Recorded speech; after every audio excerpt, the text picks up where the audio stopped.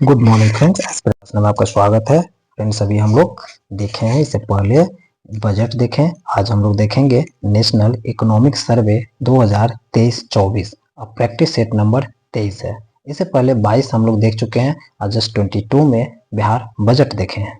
काफ़ी बेहतरीन है। 14 से 15 मिनट में आपका कंप्लीट किया जा रहा है और काफ़ी इसको 1 से 2 बार 3 बार रिटेक करके आप रिवीजन कर लेते हैं तो इतना ज़्यादा याद करने की भी जरूरत नहीं पड़ेगा। आपको माइंड सेट हो जाएगा, याद रहेगा। 15 मिनट का वीडियो रहेगा, कोई ज़्यादा समय नहीं लगेगा। अगर स्लो लगे तो इसको 1-2 पॉइंट बढ़ाकर स्पीड में देखेंगे तो और जल्दी आपका रिटेक होगा। ओके, चलिए तो हम लोग बिना देर के हुए आज का पहला क्वेश्चन प्रैक्टिस करेंगे।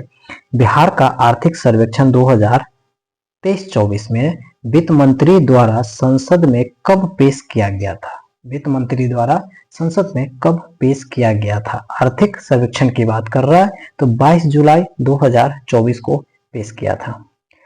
आर्थिक समीक्षा 2023-24 में वित्त मंत्री द्वारा कितने अध्यायों में बांटकर संसद में पेश किया था? कितने अध्यायों में बांटकर संसद में पेश किया था? भारत आर्थिक सर्वेक्षण की बात कर रहे हैं। मैंने बिहार की बात किया, जो गलती हो गया। यहाँ पे कितने अध्यायों में बांटकर पेश किया है तो ये आपका 13 अध्यायों में बांटकर पेश किया था। ओके, 13 अध्यायों में बांटकर पेश किया था। उसके बाद हम देखेंगे आर्थिक सर्वेक्षण 23-24 क्या है। 23-24 के अनुसार वित्त वर्ष 24-25 में आर्थिक वृद्धि दर कितना प्रतिशत रहने का अनुमान है?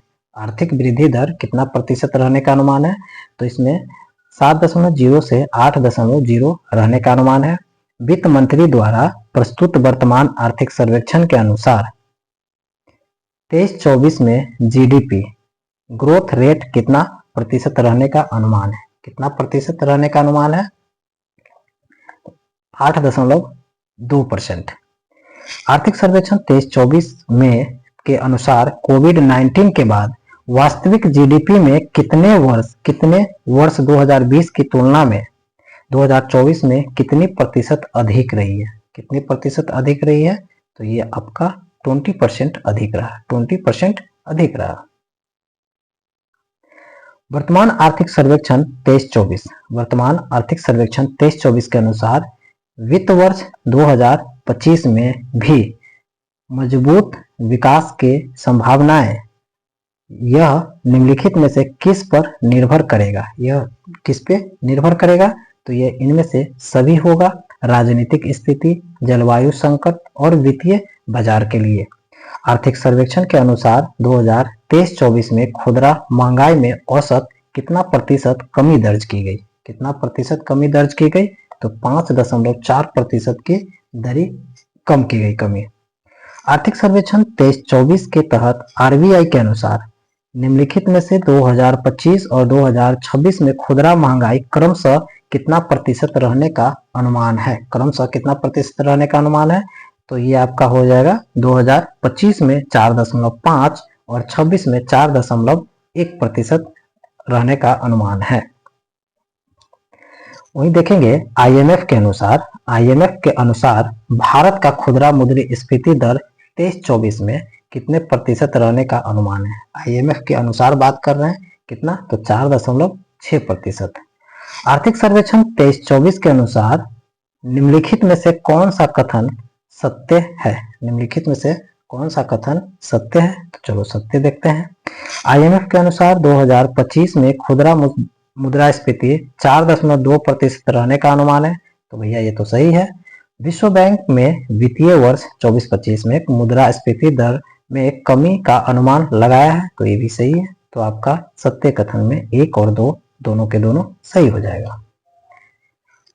आर्थिक सर्वेक्षण के अनुसार वित्तीय वर्ष 23-24 में बेरोजगारी दर कितने प्रतिशत रह गई? आर्थिक सर्वेक्षण 23-24 में बेरोजगारी दर कितना प्रतिशत दर्ज की गई है? कितना प्रतिशत दर्ज की गई है? तो 6.7% दर्ज की गई है। वहीं आर्थिक सर्वेक्षण 23-24 के अनुसार निम्नलिखित में से कौन से कथन सत्य है? इसके बारे में देखेंगे। वित्त वर्ष 22-23 में युवा बेरोजगार दर 10% दर्ज किया गया था। ओके, 22-23 में 22-23 में युवा बेरोजगारी दर 10% दर्ज किया था। वही 23 में पहले 3 महीने में शहरी बेरोजगारी दर घटकर 6.7 पर आने की बात सर्वेक्षण में की गई थी। चलिए, ये दोनों के दोनों सत्य कथन है। आर्थिक सर्वेक्षण 23-24 के अनुसार भारत की जनसंख्या का कुल श्रम बल लगभग कितना करोड़ है? कितना करोड़ है इसमें? तो 56.6 करोड़ है। टोटल 56.6 करोड़ है। नेक्स्ट देखेंगे, आर्थिक सर्वेक्षण 23-24 में के अनुसार भारत में कुल श्रम बल कितना प्रतिशत विभिन्न क्षेत्रों में योगदान संबंध निम्नलिखित में से कौन सा कथन सत्य है? चलो, तो कृषि क्षेत्र में योगदान 45% से अधिक रहा, निर्माण क्षेत्र में 13 रहा, विनिर्माण क्षेत्र में 11.4% रहा, सेवा क्षेत्र में 28.9% रहा। तो ये सभी के सभी सही है। एक बार फिर से, कृषि क्षेत्र में योगदान 45% से अधिक है, निर्माण क्षेत्र में 13% है, विनिर्माण में 11.4% है और सेवा क्षेत्र में 28.9% है। वहीं देखेंगे, आर्थिक सर्वेक्षण के अनुसार देश में वस्तुओं का व्यापार घाटा वित्त वर्ष 23-24 में कितना रहा? वस्तुओं का व्यापार घाटा कितना रहा? तो 240 अरब डॉलर, 240 अरब डॉलर रहा। आर्थिक सर्वेक्षण 23-24 के अनुसार रिन्यूएबल एनर्जी के संबंध में निम्नलिखित कथनों में से कौन सा सत्य है? निम्नलिखित में से कौन सा कथन सत्य है? भारत 2030 तक नवीकरणीय ऊर्जा में लगभग 30.5 लाख करोड़ रुपया निवेश करेगा। वहीं 2030 तक 500 गीगावाट नवीकरणीय ऊर्जा उत्पादन का लक्ष्य रखा गया है। वहीं 2030 तक स्वच्छ ऊर्जा में लगभग 238 गीगावाट और सौर ऊर्जा में 101 गीगावाट, नई पवन ऊर्जा स्थापित करके 500 गीगावाट और गैर जीवाश्म बिजली उत्पादन किया जाएगा। तो ये बिल्कुल सभी के सभी सही कथन है। नेक्स्ट देखेंगे क्या है। आर्थिक सर्वेक्षण 23-24 के अनुसार निम्नलिखित कथनों में से सत्य कथन कौन सा है? 2023 में 92 लाख से अधिक विदेशी पर्यटक का आगमन हुआ था। 2023 में 92 लाख से अधिक विदेशी पर्यटकों का आगमन हुआ था। भारत ने पिछले साल पर्यटन 2.3 लाख करोड़ रुपए से अधिक की विदेशी मुद्रा अर्जित किया था। ये भी सही है। और विश्व पर्यटन प्राप्तियों में देश की विदेशी मुद्रा आय का हिस्सा 2022 में 1.58% हो गया। तो ये भी परसेंट हिस्सा सही है। इनमें से सभी के सभी सही है। आर्थिक सर्वेक्षण 23-24 के अनुसार ई कॉमर्स उद्योग में वर्ष 2030 तक कितना अरब अमेरिकी डॉलर पार करने का उम्मीद है? ई कॉमर्स में 23-24 की बात कर रहा है। ई कॉमर्स उद्योग में 2030 तक कितना अरब अमेरिकी डॉलर पार करने का बात कर रही है। तो इसमें 350 अरब अमेरिकी डॉलर पार कर जाएगी। आर्थिक सर्वेक्षण 23-24 के अनुसार निजी कॉर्पोरेट पूंजीगत व्यय में 2023-24 में कितना प्रतिशत वृद्धि हुई है? निजी की बात करेंगे तो 19.8% की वृद्धि हुई है। 19.8 की वृद्धि हुई है। आर्थिक सर्वेक्षण 23-24 के अनुसार केंद्र और राज्य के पूंजीगत व्यय 2023-24 में कितने प्रतिशत रहा है? 23-24 में कितना प्रतिशत रहा है? 22.9%। 22.9%। आर्थिक सर्वेक्षण अनुसार 23-24 में कुल व्यय पूंजीगत व्यय का हिस्सा कितना रहा? कहता है 23-24 में कुल व्यय में पूंजीगत व्यय का हिस्सा कितना प्रतिशत रहने की बात किया? तो 79% रहने की बात किया है। कुल व्यय में पूंजीगत व्यय 79%।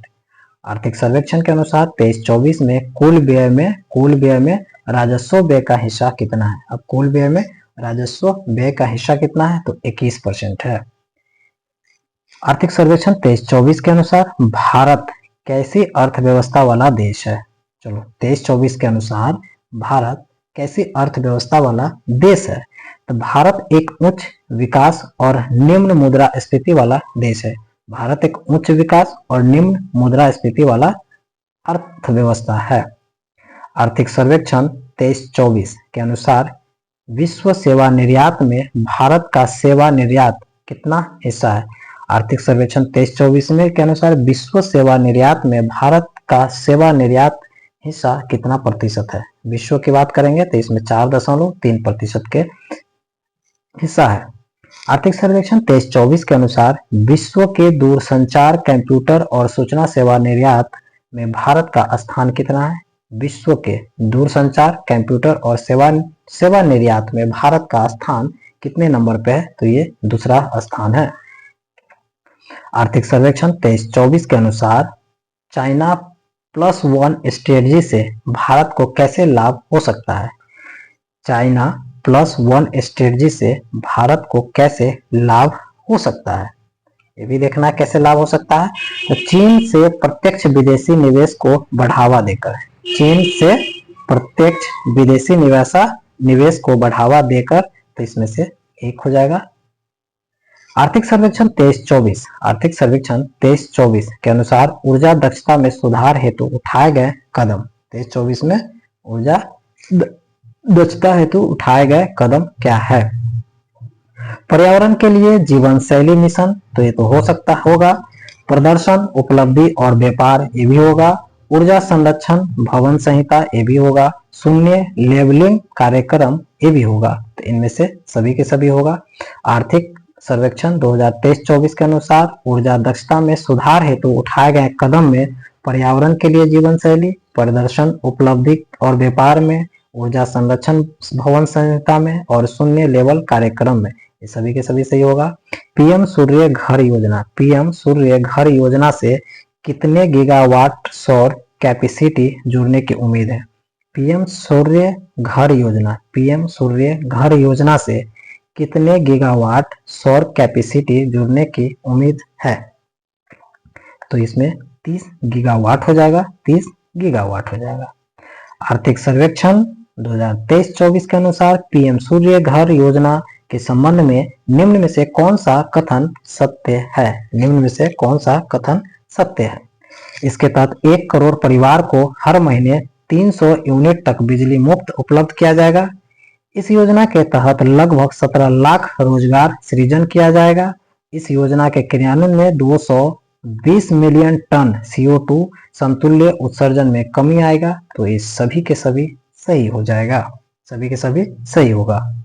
आर्थिक सर्वेक्षण 23-24 के अनुसार मत्स्य पालन क्षेत्र में 2014-15 से लेकर 22-23 के बीच स्थिर मूल्य में कितने प्रतिशत की चक्रवृद्धि वार्षिक दर से बढ़ा है? कितने प्रतिशत से चक्रवृद्धि वार्षिक दर से बढ़ा है? तो ये 7.8%, 7.8%। आर्थिक सर्वेक्षण 2023-24 के अनुसार देश में हर साल कितने लाख लोग रोजगार देने की जरूरत है? 2023-24 के अनुसार देश में हर साल कितने लाख लोगों को रोजगार देने की जरूरत है? कितने लाख देने की जरूरत है? तो इसमें 78.5 लाख लोग।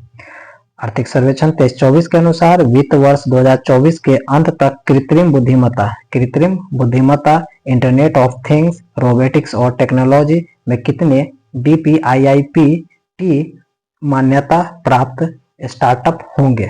2023-24 के अंत तक कितने मान्यता प्राप्त हो जाएंगे? तो 13,000 हो जाएगा। इसमें कितना हो जाएगा? 13,000। ओके, चलो बहुत बढ़िया, आगे देखता हूँ।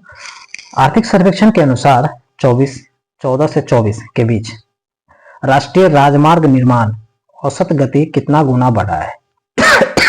सॉरी, 3 गुना बढ़ा है। इसमें क्या है? 3 गुना बढ़ा है। आर्थिक सर्वेक्षण के अनुसार 20 तथा 2024 के बीच रेलवे पर पूंजीगत व्यय में कितना प्रतिशत की वृद्धि हुई है? कितना प्रतिशत की वृद्धि हुई है? तो 77% की वृद्धि हुई है। वित्त वर्ष 24-25 में कितने हवाई अड्डों पर नए टर्मिनल भवनों बनाए जाने की बात आर्थिक सर्वेक्षण 23-24 में की गई है? कितने? तो इसमें हो जाएगा 21। आर्थिक सर्वेक्षण 23-24 के अनुसार 2024 में गैर जीवाश्म ईंधन आधारित ऊर्जा स्रोतों से कितने प्रतिशत संचयी बिजली स्थापित क्षमता प्राप्त करने का लक्ष्य रखा गया है? तो ये हो जाएगा 50%। आर्थिक सर्वेक्षण 23-24 के अनुसार 2024 के अंत तक कितना गीगावाट अक्षय ऊर्जा स्थापित की जाएगी? कितना गीगावाट किया जाएगा, तो 190.57 गीगावाट, 190.57 गीगावाट। आर्थिक सर्वेक्षण 23-24 के अनुसार उजाला योजना के कारण वार्षिक ऊर्जा बचत कितना किलोवाट हुई है। 23-24 के अनुसार उजाला योजना के कारण वार्षिक ऊर्जा बचत कितना किलोवाट हुई है, तो इसमें हो जाएगा 48.42 बिलियन किलोवाट, 48.42 बिलियन किलोवाट। आर्थिक सर्वेक्षण 23-24 के अनुसार प्रसाद योजना के तहत कितने नए तीर्थ और विरासत स्थलों की पहचान की गई है। कितने विरासत स्थलों की पहचान की गई, तो 29। आर्थिक सर्वेक्षण 23-24 के अनुसार स्वदेश दर्शन 2.0 के तहत कितना करोड़ रुपया परिव्यय किया गया है। स्वदेश दर्शन की बात कर रहा है तो 3800 करोड़ रुपया। आर्थिक सर्वेक्षण 23-24 के अनुसार त्वरित सिंचाई लाभ कार्यक्रम 16-14 के दौरान कितना हेक्टेयर अतिरिक्त सिंचाई क्षेत्र पर सृजन किया गया है। कितना अतिरिक्त सिंचाई पर सृजन किया गया, तो 25.80 लाख हेक्टेयर, 25.80 लाख हेक्टेयर। आर्थिक सर्वेक्षण 23-24 के अनुसार निम्नलिखित में से कौन सा कथन सत्य है। 23-24 के अनुसार कौन सा कथन सत्य है, तो भारत के पास 55 सक्रिय अंतरिक्ष उपग्रह परिसंपत्तियां है, तो ये तो बिल्कुल सही है। भारत के पास 55 सक्रिय अंतरिक्ष उपग्रह सहित परिसंपत्तियां हैं। 2.11 लाख ग्राम पंचायतों को ODF से जोड़ा जाएगा, तो ये दोनों के दोनों सत्य है। आर्थिक सर्वेक्षण 23-24 के अनुसार व्यापक भारत एशियाई मिशन के लिए कितना करोड़ स्वीकृति की गई है।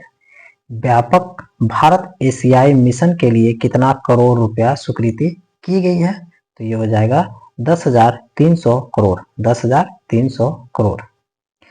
वही देखेंगे आर्थिक सर्वेक्षण 23-24 के अनुसार 2024 में राजकोषीय घाटा सकल घरेलू उत्पाद का कितना प्रतिशत है। राजकोषीय घाटा की बात कर रहे हैं, आज सकल घरेलू उत्पाद GDP का कितना प्रतिशत है राजकोषीय घाटा, तो ये हो जाएगा 5.6। वही देखेंगे 23-24 में राजकोषीय घाटा कितना प्रतिशत रहने की बात कर रहा है। यहाँ पे राजकोषीय घाटा सकल घरेलू उत्पाद का कितना प्रतिशत है, यहाँ राजकोषीय घाटा, अच्छा दोनों सेम ही दे रहा है। 23-24 के अनुसार वित्त वर्ष 24 में ये राजकोषीय घाटा, यहाँ राजस्व घाटा की बात कर रहा है। राजस्व घाटा घरेलू उत्पाद का कितना प्रतिशत रहने की बात कर रहा है, तो ये 2.6। राजकोषीय घाटा 5.6 और राजस्व घाटा 2.6। आर्थिक सर्वेक्षण 23-24 के अनुसार 2024 में प्राथमिक घाटा, अब प्राथमिक घाटा की बात कर रहे हैं, प्राथमिक घाटा 2.0%, 2.0% प्राथमिक घाटा। वही दे रहा है 24-25 के अनुसार संग्रह के रूप में प्रत्यक्ष कर और एवं अप्रत्यक्ष कर में कितना क्रमशः संग्रहित किया गया है, तो इसमें प्रत्यक्ष कर में 55 हो गया, अप्रत्यक्ष में 45 हो गया। आर्थिक सर्वेक्षण 23-24 के अनुसार चालू वित्त वर्ष 24 में खाद्य महंगाई दर बढ़कर कितना प्रतिशत हो गया। खाद्य महंगाई दर तो 7.5% बढ़ गई है। आर्थिक सर्वेक्षण के अनुसार 23-24 में वैश्विक वस्तु निर्यात में भारत की हिस्सेदारी कितना प्रतिशत है। भारत की हिस्सेदारी कितना प्रतिशत है, 1.8%। ओके। अमृतकाल की विकास रणनीति के लिए आर्थिक सर्वेक्षण 23-24 के निम्नलिखित में से किसका उल्लेख किया गया है। इसमें से किसका उल्लेख किया गया है, तो निजी निवेश को बढ़ावा देना सही है, MSME का विस्तार करना, विकास इंजन के रूप में कृषि करना, शिक्षा रोजगार अंतर को पाटना, हरित संक्रमण का वित्त पोषण और राज्य की क्षमता निर्माण करना, सभी के सभी हो जाएगा। तो हम लोग आज 50 क्वेश्चन आर्थिक सर्वेक्षण भारत का देख लिए हैं। इससे पहले हम लोग बिहार का बजट देखे हैं, बिहार का आर्थिक सर्वेक्षण देखे हैं, अभी हम लोग इसका पूरा भारत का आर्थिक सर्वेक्षण देखें, अब देखेंगे भारत का बजट नेक्स्ट टाइम में। तब तक के लिए थैंक यू। अच्छा लगे तो प्लीज इसको लाइक, सब्सक्राइब, कमेंट जरूर करें। धन्यवाद।